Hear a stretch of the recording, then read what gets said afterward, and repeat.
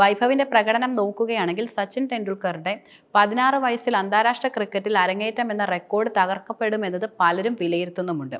Asia കപ്പും അടുത്ത വർഷം T20 ലോകകപ്പും വരാനിരിക്കുന്നതിനാൽ വൈഭവിന് രാജസ്ഥാനൊപ്പം തുടർച്ചയായി മിന്നിക്കാനായാൽ ഇന്ത്യൻ ടീമിലേക്ക് വിളിയെത്താനുള്ള സാധ്യതയും ഇപ്പോൾ നിലനിൽക്കുന്നുണ്ട്.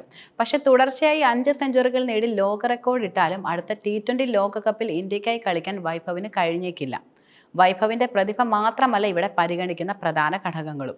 വൈഭവിനെ T20 ലോകകപ്പ് കളിപ്പിക്കാൻ നിലവിലെ നിയമം അനുവദിക്കില്ല എന്നതാണ് നിലനിൽക്കുന്ന ഒരു യാഥാർത്ഥ്യം. വൈഭവിന് തടസ്സമായിരിക്കുന്നത് ICC നിയമമാണ്. വൈഭവ് സൂര്യവംശിക്ക് അടുത്ത T20 ലോകകപ്പ് കളിക്കാൻ സാധിക്കാത്തതിന്റെ പ്രധാന കാരണം താരത്തിന്റെ പ്രായം തന്നെയാണ്. നിലവിൽ 14 വയസ്സാണ് വൈഭവിന്റെ പ്രായം എന്നത്. 2026 T20 ലോകകപ്പ് നടക്കുക ഫെബ്രുവരിയിലും മാർച്ചിലുമായിട്ടായിരിക്കും. ഇന്ത്യയിലും ശ്രീലങ്കയിലുമായിട്ടാണ് ടൂർണമെന്റ് പ്രധാനമായിട്ടും നടക്കുന്നതും. ഈ ടൂർണമെന്റ് നടക്കുന്ന സമയത്ത് വൈഭവിന്റെ പ്രായം 15 തികയില്ല.